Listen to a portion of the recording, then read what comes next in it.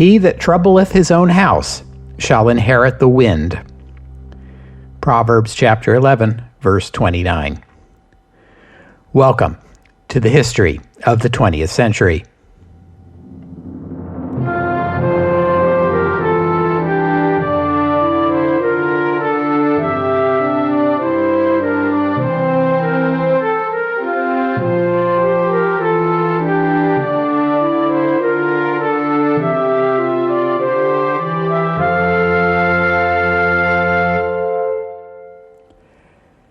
Episode 247, Inherit the Wind. Clarence Seward Darrow was born on April 18, 1857, in Farmdale, Ohio. He passed to the Ohio bar exam and became a lawyer in 1878 when he was 21 years old. 10 years later, he and his wife and son moved to Chicago, where Clarence became involved in Democratic Party politics, which in turn got him work as an attorney in the city law department. 2 years later, he left that position to work as a lawyer for the Chicago and Northwestern Railway Company. Darrow left that job a couple of years later. The reasons why are unclear, but soon after, in 1894, he was on the other side, as it were, defending Eugene Debs, who at this time was leader of the American Railway Union. Debs was prosecuted for supporting the Pullman strike of 1894. Specifically, the U.S. government charged him with interfering with the U.S. mail, which was carried on trains. Debs was convicted and sentenced to prison, where he read Karl Marx and became a socialist. Longtime listeners already know that Debs will later run for President of the United States multiple times as a candidate of the Socialist Party. The administration that prosecuted Debs was that of Democrat Grover Cleveland. Darrow and his political mentor, Illinois Governor John Peter Altgeld, were angry at Cleveland for supporting the railroads, and at the 1896 Democratic National Convention worked to ensure that Cleveland was not nominated for a third term as president. It was William Jennings Bryan who got the nomination instead, and this convention is where he gave the famous Cross of Gold speech. Particularly alert longtime listeners may recall that Clarence Darrow made a cameo appearance in episode 3 of this podcast when I described how, after Bryan ended his speech to thunderous applause, Altgeld turned to Darrow and asked, "What did he say, anyhow?" Irony alert, please note that here Darrow is supporting Bryan's presidential campaign. For the next 15 years, Clarence Darrow worked primarily as a labor lawyer until 1911, when he represented 2 union members charged with setting off a bomb outside the Los Angeles Times building. The explosion and resulting fire killed 20 people. Darrow was able to negotiate a plea agreement that allowed his clients to escape the death penalty, but along the way, he himself was accused of attempting to bribe a juror. His own prosecution ended in a mistrial, but enough damage had been done to his reputation to end his career as a labor lawyer. Darrow turned to criminal law. He had always opposed the death penalty. In his first such case, in 1894, he represented a mentally ill homeless man who had killed the mayor of Chicago. Darrow attempted to save his client from execution on grounds of insanity, but failed, and the man was hanged. The case is notable because it was the first of about 50 death penalty cases Darrow defended in his career, and it would be the only time in which his defense failed and his client was executed. It was in his capacity as a criminal attorney specializing in capital cases that Clarence Darrow was hired for the case that would make him famous: the 1924 prosecutions of Nathan Leopold and Richard Loeb. These two were privileged teenage sons of wealthy Chicago families, and both of them were prodigies. By the age of 19, Leopold had a bachelor's degree from the University of Chicago and was planning to attend Harvard Law School in the fall. Loeb was 18 and already held a bachelor's from the University of Michigan. The two of them had known each other growing up, but had only become close friends during their college years. It appears Leopold also had a romantic interest in Loeb that was not reciprocated.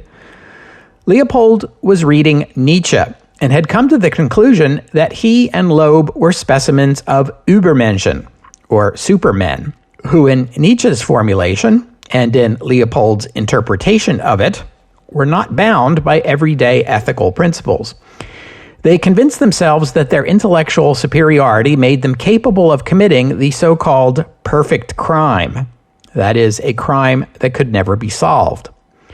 After dabbling in petty theft and arson successfully, they decided to commit a spectacular crime, one that would draw the attention of the press but remain unsolved. They settled on murdering a 14-year-old boy known to Loeb, who was named Bobby Franks. Leopold and Loeb were able to talk Franks into riding in their car, where they brutally killed him. Then they hid his body in a culvert under a railroad track about 25 miles outside Chicago, then sent a ransom demand to the boy's parents, hoping not only to commit the perfect crime, but to profit off of it. But the two teenagers proved to be something less than superhuman. They had not hidden the body carefully enough, and it was soon discovered by a railroad worker, which forced an end to their efforts to collect a ransom.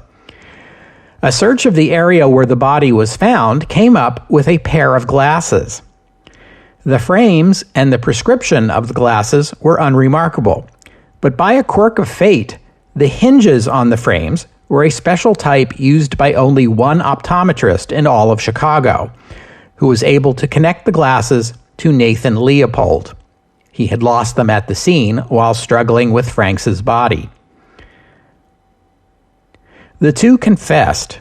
Their stories agreed on the details, except that each accused the other of the actual killing. Their case attracted all the attention Leopold and Loeb had ever hoped for, along with a general sense of public bafflement.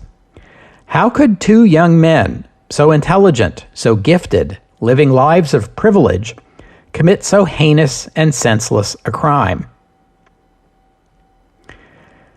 Their wealthy families hired Clarence Darrow to represent them. Darrow had his clients plead guilty, so the case boiled down to a sentencing hearing at which Darrow gave an impassioned 12-hour argument. He cited the barbarism of the American Civil War and the Great War, as well as the rise in violence in U.S. society. He argued that violence breeds violence and killing breeds killing. He pointed out there was virtually no precedent for executing anyone under the age of 21. He asked whether two people of such tender years could truly be said to be solely responsible for their actions. Didn't their families, their teachers, the society they grew up in, bear some of the responsibility? Would you hang a 19-year-old boy for taking seriously the philosophy that was taught to him at his university? The judge was persuaded. He sentenced each of them to life in prison plus 99 years. It was called the trial of the century, which is ridiculous. It wasn't even a trial, and this is only 1924. Please stop doing this. Besides, everybody knows the real trial of the century will be the Nuremberg trials. But I'm getting ahead of myself. The point is that by 1925, Clarence Darrow was the most famous criminal lawyer in America.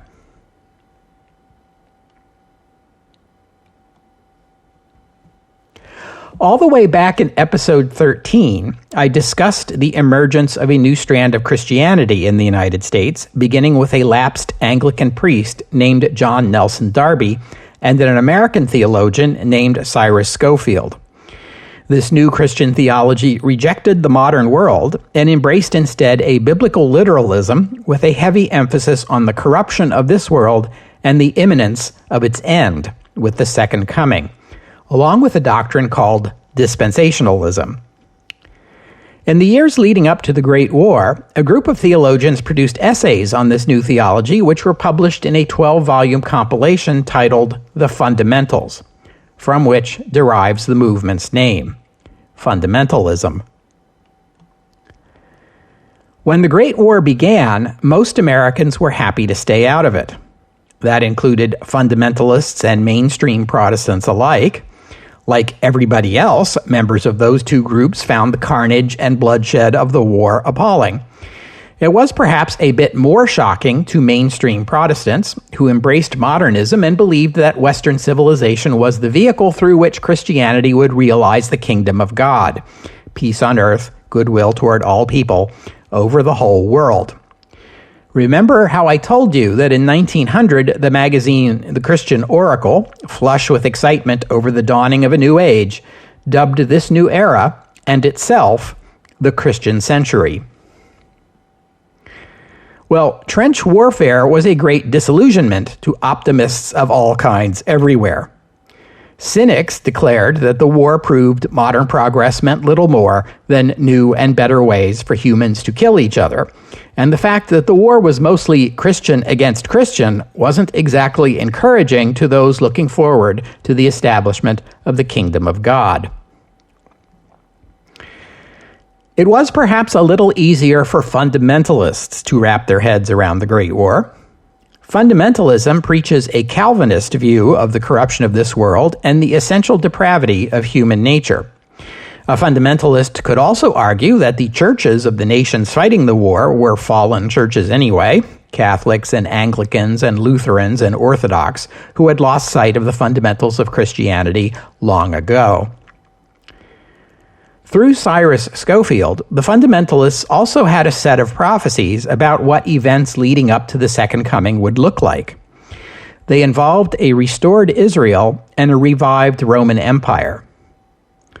On a personal note, I can't help but wonder if your prophetic interpretation of the book of Revelation involves a recreation in the modern world of the political situation that existed in the first century when St. John the Divine wrote the book. Perhaps that is a sign he was actually talking about his own era and you're missing the point. Or maybe that's just me.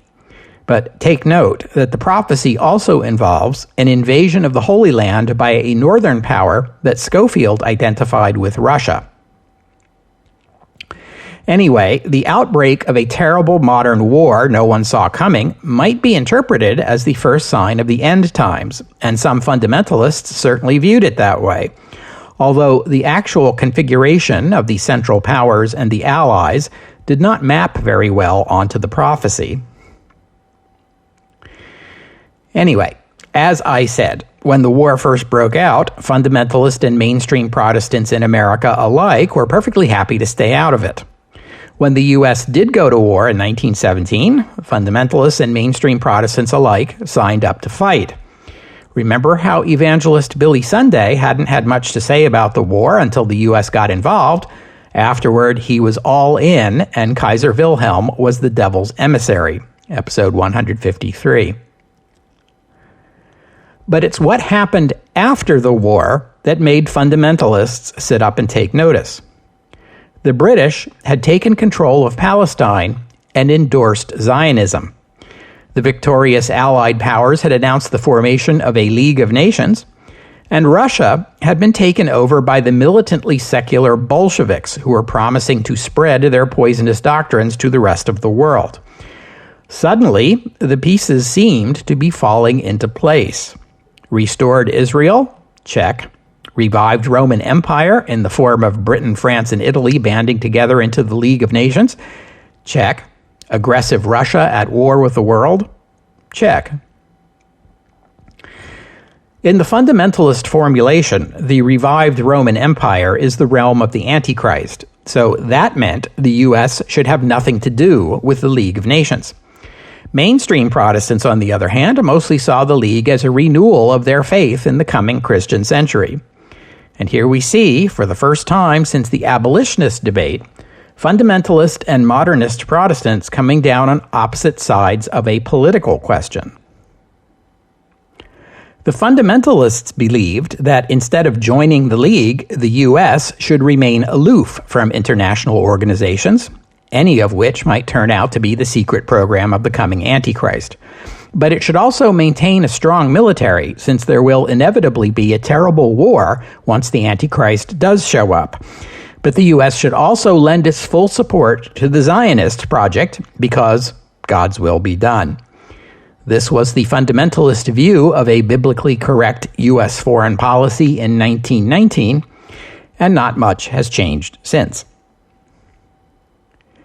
The events of the recent war and its aftermath, the Balfour Declaration, the October Revolution, the debate over the League of Nations, and the Red Scare, during which Americans were told that Bolsheviks were poised to seize control of the nation any day now and abolish our sacred American institutions such as Christianity and life insurance, episode 203. All these events energized American fundamentalism. Since the end of the Civil War, fundamentalism had existed in essentially a defensive posture. Now, fundamentalists were ready to go on offense. The battlegrounds would be the mainline Protestant denominations of the United States, and the goal would be to isolate and remove liberal, modernist clergy and theologians from positions of authority in the various denominations. To this end, fundamentalists of different denominations would organize across denominational boundaries. Every fundamentalist was your ally, even the ones who worshipped in other churches. Every modernist was your adversary, even if they sat in the pew next to you. And by the 1920s, one of the key flashpoints in this debate would be Charles Darwin's theory of evolution. More about that in a couple of minutes. Many American Protestant denominations, including Baptists, Methodists, and Presbyterians, had split along north-south lines over abolition. The Southern churches were already thoroughly fundamentalist, so the battle against modernists was fought in the Northern churches. Fundamentalists in the Northern Baptist Convention put forward motions to ensure that Baptist missionaries were doctrinally correct and to examine the teachings at Baptist schools. But these efforts ran foul of the decentralized structure of Baptist organizations. There was no mechanism in the Baptist movement to prescribe doctrine or to dismiss missionaries or teachers who questioned it. The Northern Presbyterian Church was another story. Fundamentalism comes out of the Calvinist tradition, and fundamentalists were firmly in charge of that church's General Assembly by 1916. They had already voted a set of 5 fundamentals: the divinity of Christ, the virgin birth, Jesus' miracles and resurrection, substitutionary atonement, and the inerrancy of Scripture. In 1922, a modernist clergy person named Harry Emerson Fosdick, who was ordained a Baptist but served as associate pastor of the First Presbyterian Church of New York City, preached a sermon titled "Shall the Fundamentalists Win?" A powerful defense of Christian modernism. Liberal Christians, he argued, were simply integrating modern discoveries about the physical world and humanity's past into their Christian faith, as Christians had been doing since the beginnings of the church. Fundamentalists, on the other hand, sought to barricade themselves and the church behind walls of doctrine. Fundamentalists had a right to their opinions, but no right to deny the very name of Christian to those who disagreed with them. It was hard to conceive, Fosdick argued, that the Jesus Christ of the Gospels would claim as his own a church that demanded universal acceptance of a single doctrinal statement and cast out anyone who dared question it. Fosdick's sermon was reprinted and widely distributed. It gave heart to the liberals and infuriated the fundamentalists. The following year, John Gresham Machen, a professor of New Testament at Princeton Theological Seminary, published a book-length rebuttal titled "Christianity and Liberalism." Machen argued that Christianity was self-evidently not an evolving tradition based on changing human experience. It was based on historical facts, recounted in the New Testament, and the 5 doctrines endorsed by the General Assembly were merely a summary of those historical facts. Take them away, and what you had left was not Christianity, but merely, as he put it, some indefinite type of religious aspiration. Christianity and liberalism became widely read, and not only in Presbyterian circles. Even the liberal New Republic magazine gave the book a supportive review. The Nation magazine opined, "Fundamentalism is undoubtedly in the mainstream of Christian tradition, while modernism represents a religious revolution, as far-reaching as the Protestant Reformation." Also in 1923, into this maelstrom within the Presbyterian Church strode no less a figure than William Jennings Bryan. The name William Jennings Bryan has come up many, many times in this podcast, beginning all the way back in episode 3, in which I recounted his first run for president. Bryan ran for president 3 times, unsuccessfully, on the Democratic ticket, and remained an influential figure within his party for years afterward. Bryan's support was crucial to Woodrow Wilson's winning the Democratic nomination in 1912, and after the election, Bryan was rewarded with the position of Secretary of State, which he held for 2 years before resigning in protest against Wilson's intervention in Mexico. Bryan continued to be a respected leader in Democratic Party politics. Some wanted him to bid for the 1920 nomination, but Bryan refused. He wrote at the time, "If I can help this world to banish alcohol, and after that to banish war, no office, no presidency can offer the honors that will be mine." He was disappointed by the nomination of Cox, who had not supported Prohibition, but in 1924 he was back at the convention opposing the nominations of both McAdoo and Smith, episode 230, and as you know from that episode, his brother Charles won the vice presidential nomination that year. I have to note that in American political tradition, failed presidential candidates usually fade away, and there was no precedent for someone like Bryan to continue to wield the kind of clout he had over the Democratic Party. The only comparable example I can think of is Donald Trump in our time. But even Donald Trump's record is 1-1 so far, while Bryan's was 0-3. But William Jennings Bryan was also a Presbyterian elder, as much involved in the affairs of his church as he was of his party. He had preached at churches and revival meetings across the country for decades. The magazine Christian Century dubbed him the most widely influential layman in the church.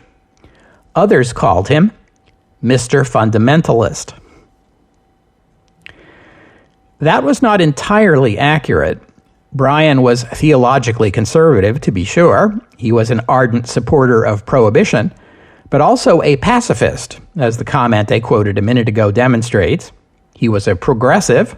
He had campaigned for the 8-hour day, the minimum wage, and women's suffrage.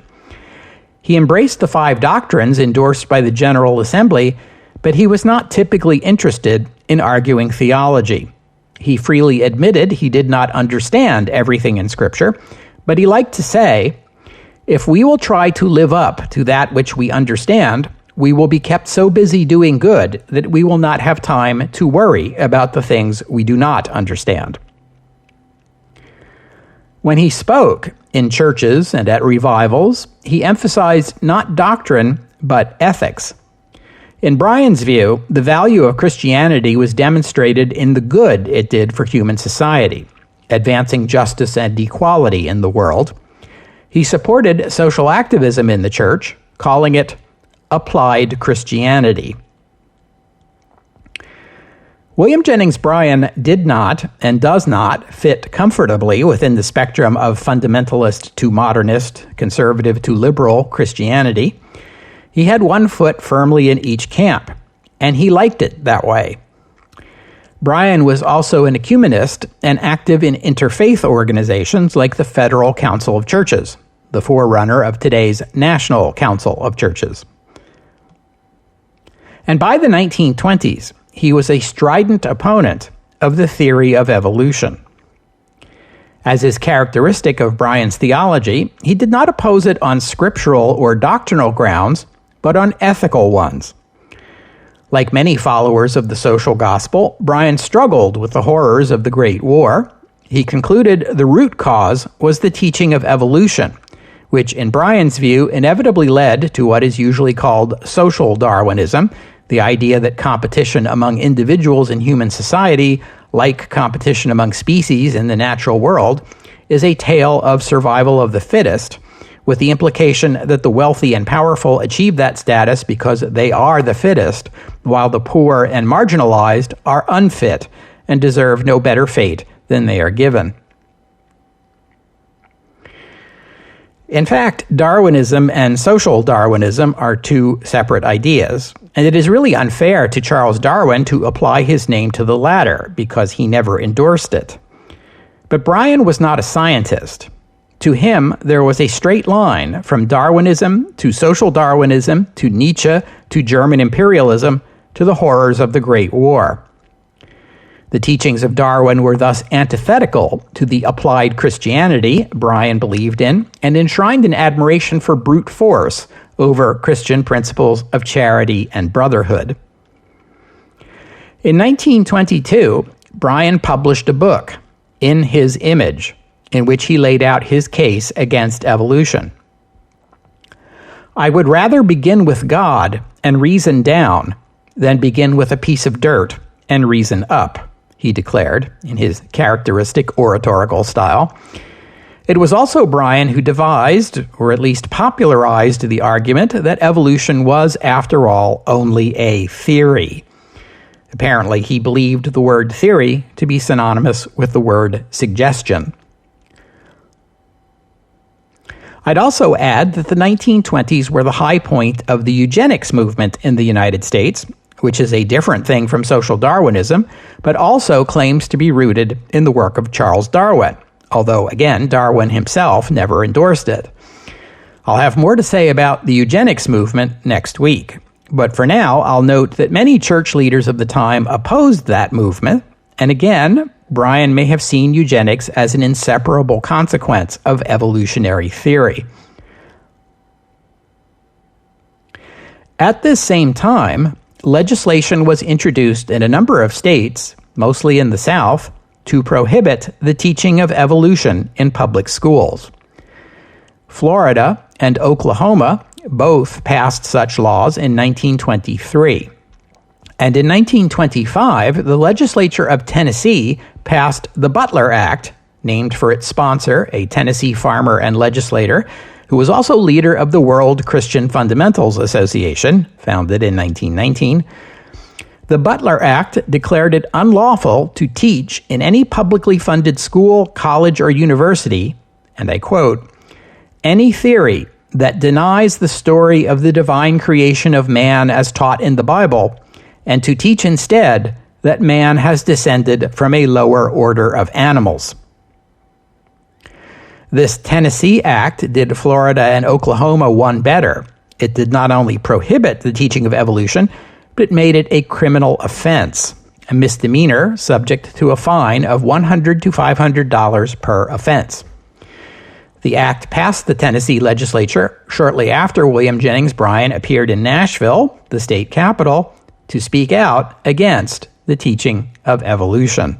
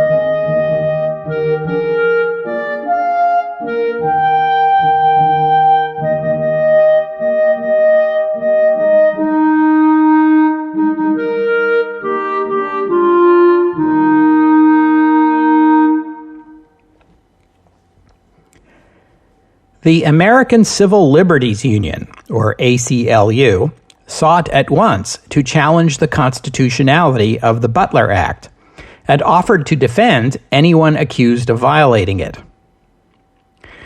In the small town of Dayton, Tennessee, a group of local business leaders recruited a local high school substitute teacher and football coach named John Scopes and persuaded him to volunteer to stand trial.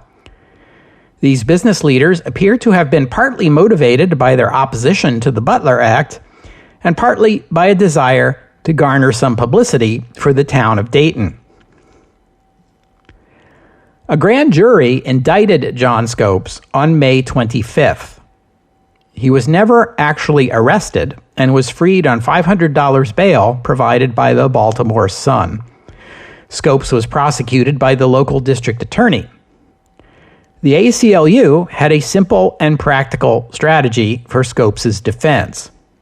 Scopes was certain to lose the case at trial on the facts, so there was no point in mounting a serious defense.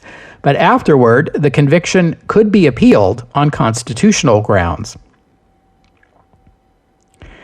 But those business leaders in Dayton, the ones who had goaded Scopes into the case, were not happy with the idea of a quick and perfunctory trial. That would not draw the kind of press attention they were hoping for. So they tried to stir up greater publicity. They even went so far as to write to H.G. Wells to invite him to come and assist in Scopes' defense. Wells declined the invitation, noting that he was not a lawyer. John Neal, a law professor at the University of Tennessee, agreed to represent Scopes. Meanwhile, at a meeting of the World Christian Fundamentals Association in Memphis, William Jennings Bryan was persuaded to help prosecute the case against Scopes. He was named counsel to the Tennessee Attorney General and joined the prosecution. In response to this development, Scopes' supporters turned to America's most famous criminal defense attorney, Clarence Darrow, who also happened to be one of the few public figures of the time willing to openly declare himself an agnostic.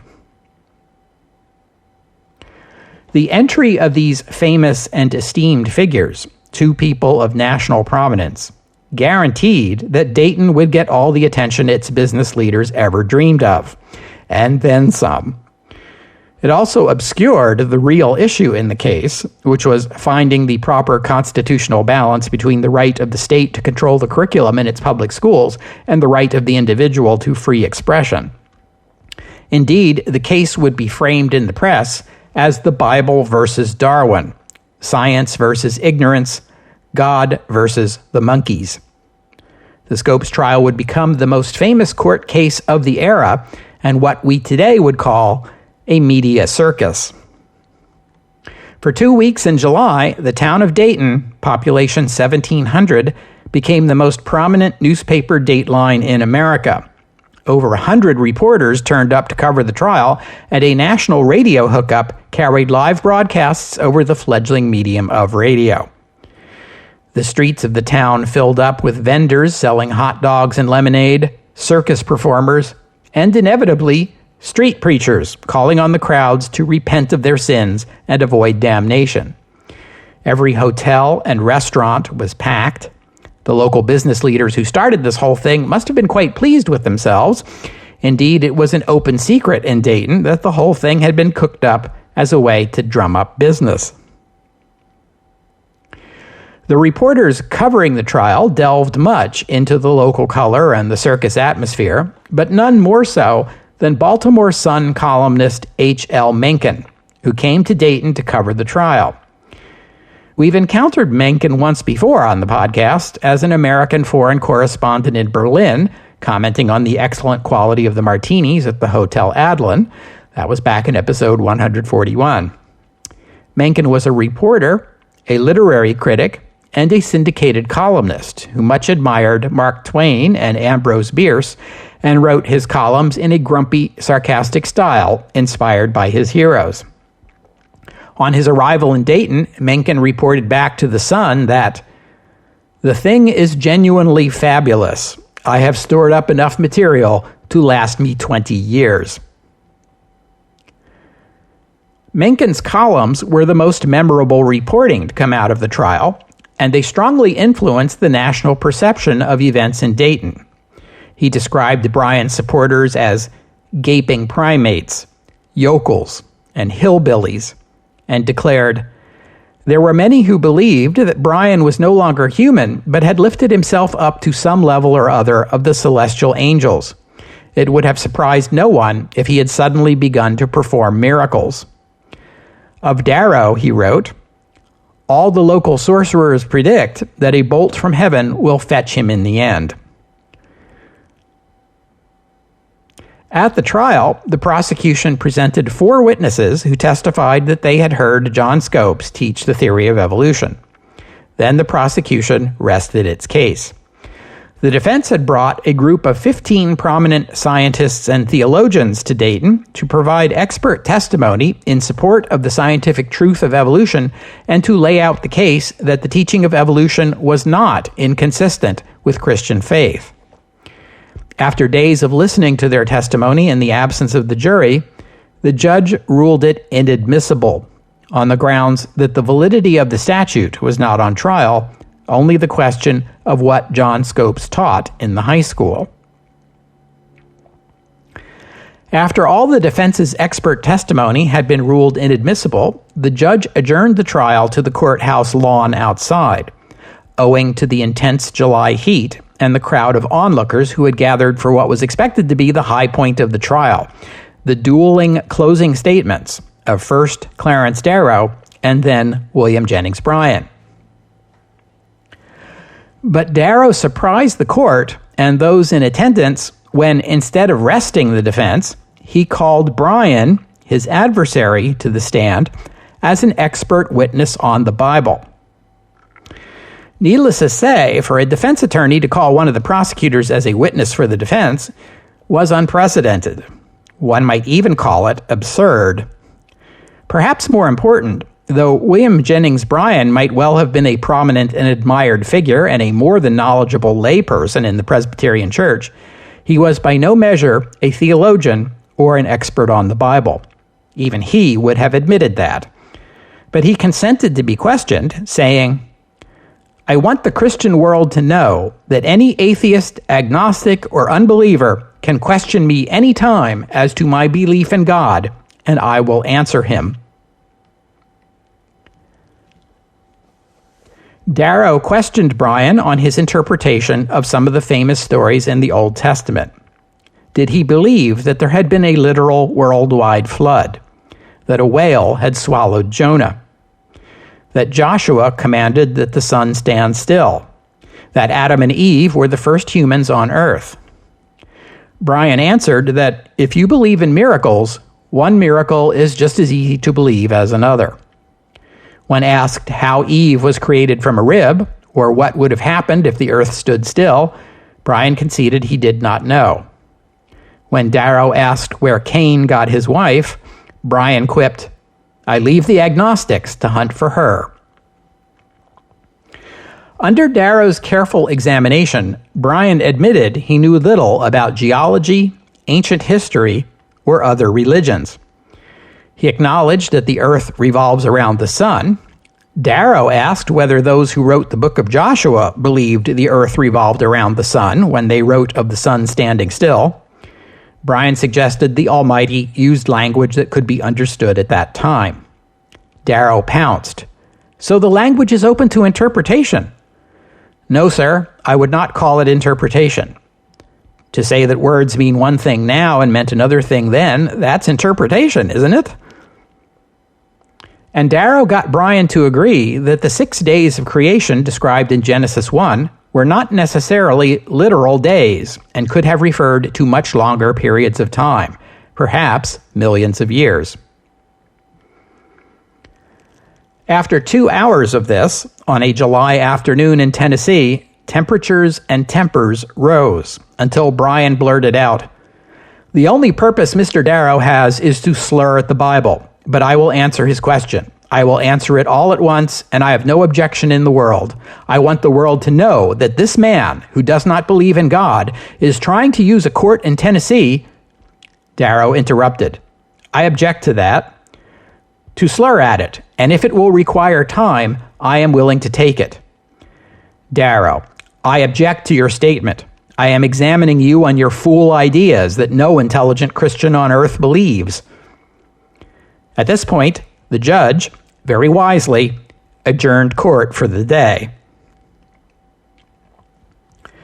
Now, a back and forth like this can come across one way on paper and another way to those who were there watching it in person. Folks who not only heard the words, but also the tone in which they were spoken and the timing and the body language. None of us were there, but the evidence indicates that those who were thought Darrow had gotten the better of the argument, by far. After the court adjourned, the spectators swarmed him, complimenting him on his presentation. And that included a lot of people who would have counted themselves Bryan supporters. Next, the news of that dramatic 2 hours went out from Dayton and across America by telephone and telegraph. The press accounts bore the same message. Darrow had carried the day, while Bryan seemed to have conceded that even he did not read the Bible literally. His answers were confusing, evasive, and all too frequently consisted of, "I don't know." Even Bryan understood that he hadn't had a good day. He came back the next morning well prepared for another round, but when the court came into session, the judge announced that he had decided Bryan's testimony was immaterial. There would be no further questioning, and the testimony Bryan had already given would be stricken from the record. With nothing left to do, and with a verdict of guilty now inevitable, the defense rested their case. Next, Bryan tried to have Clarence Darrow called to the witness stand to be examined on his agnosticism, but the district attorney wisely refused to go along with that idea. Next came closing arguments. Bryan had a lengthy closing argument already written up and ready to deliver, but the defense waived its closing statement. Under the rules of criminal procedure in effect at the time, that meant the prosecution would not be permitted to make a closing statement either. Indeed, that was likely the purpose of the move, to leave Bryan with no opportunity to make up the ground he had lost yesterday. What would have been Bryan's closing statement was eventually distributed to the newspapers and published. It took the jury 9 minutes to return a verdict of guilty. No other verdict would have been possible. In fact, the foreman of the jury later said that he personally opposed the Butler Act, but the instruction from the judge had been that the law was not on trial, John Scopes was. With the verdict returned, the judge ordered Scopes to pay a $100 fine, the minimum penalty under the statute. The general impression, given by the press and accepted by the public, was that the trial had conclusively demonstrated that fundamentalism was a backwater faith of uneducated people that could not survive contact with the modern world. Among fundamentalists, the view was naturally different. They felt that Darrow had been nasty and the press biased. One prominent fundamentalist preacher said, "Imagine converting the opposing attorney into a witness for the defense by putting snap judgment questions concerning the exact years when a number of heathen religions were born, and then trying to make it appear as if the failure to answer them offhand was a lack of knowledge, if not intelligence." But not even the most passionate fundamentalist tried to claim that Bryan had actually won the argument. Had William Jennings Bryan lived longer, this debate might have continued. But in fact, he died in his sleep 5 days later, on Sunday night, after having attended church services there in Dayton. He was 65 years old. His sudden death, just days after the debate on the courthouse lawn, seemed to draw a curtain across the proceedings. It was as if even Mr. Fundamentalist had conceded there was no longer a place in the world for someone like him. Fundamentalists pressed on with their fight against the teaching of evolution, with new bills appearing in the legislatures of 20 states. They were successful in Mississippi and Arkansas, while the governor of Texas acted to remove references to evolution from Texas school books. But most of these efforts failed, which again was taken as evidence that fundamentalism was a spent faith, still on the shelf perhaps, but past its expiration date. The fundamentalist movements within the Baptist and Presbyterian churches fizzled out. Most people thought that was the end of it, although H.L. Mencken didn't think so.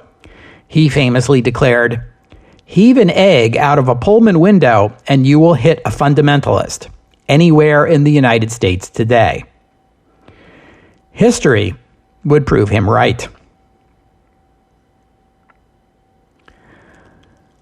We'll have to stop there for today. I thank you for listening, and I'd especially like to thank Scott and Chris for their kind donations, and thank you to Jacob for becoming a patron of the podcast. Donors and patrons like Scott and Chris and Jacob help cover the costs of making this show, which in turn keeps the podcast available free for everyone. So my thanks to them and to all of you who have pitched in and helped out.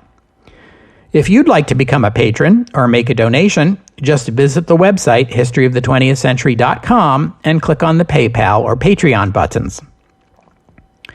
The podcast website also contains notes about the music used on the podcast.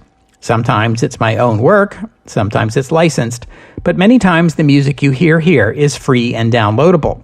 If you hear a piece of music on the podcast and you would like to know more about it, including the composer, the performers, and a link to where you can download it, that would be the place to go. While you're there, you can leave a comment and let me know what you thought about today's show. You can follow the podcast on Twitter at History20th, at History20th, and reach out to me that way. And I hope you'll join me next week on the History of the 20th Century as we discuss the attitude of a different group of people, those who saw in Darwin's theory the danger that the human race was going to evolve itself straight into anarchy and barbarism. Darwin's Dilemma, next week, here on the History of the 20th Century. Oh, and one more thing. The Leopold and Loeb murders were the inspiration for a 1929 play by English playwright Patrick Hamilton, who moved the story to London and titled it Rope. Rope was later made into a 1948 feature film directed by Alfred Hitchcock and starring James Stewart, released through Warner Brothers. Clarence Darrow died in 1938 in Chicago at the age of 80. In 1955, American playwrights Jerome Lawrence and Robert E. Lee unveiled a play titled Inherit the Wind, a fictionalized version of the Scopes trial. It premiered in Dallas, Texas, and opened on Broadway 3 months later. Inherit the Wind is sometimes criticized for taking liberties with history. It wasn't true, for example, that John Scopes had a girlfriend who was the daughter of a fundamentalist preacher who led a mob that had him burned in effigy, or that William Jennings Bryan had dramatically collapsed and died in the courthouse just after the verdict was announced. But hey, it's called dramatic license. The authors never claimed it was historically accurate. They even changed the names of the characters and the town because they were actually using the Scopes trial as a metaphor for McCarthyism, which in 1955 was considered a far more pressing issue. Inherit the Wind was made into a motion picture in 1960, directed by Stanley Kramer and released through United Artists, starring Spencer Tracy, Frederick March, and Gene Kelly. The film actually made a couple changes to the play to bring it closer in line with history, although it too took liberties. I promise you, the townsfolk of Dayton, Tennessee did not go marching down the main street of their town singing about how they were going to hang Clarence Darrow from a sour apple tree. Inherit the Wind was also adapted for television 3 times, 1965, 1988, and 1999. A one-person play titled Darrow written for television by David W. Rintles, was produced in 1974 with Henry Fonda in the title role. Since then, the play has been performed by a number of other actors, including Leslie Nielsen and Kevin Spacey. As for the actual Scopes case, his conviction was appealed to the Tennessee Supreme Court, which held the Butler Act constitutional, but set aside Scopes' conviction on the technical grounds that it should have been the jury, not the judge, who set the amount of the fine. The state declined to retry the case. In 1968, the Supreme Court of the United States ruled that a state ban on the teaching of evolution violated the First Amendment to the U.S. Constitution.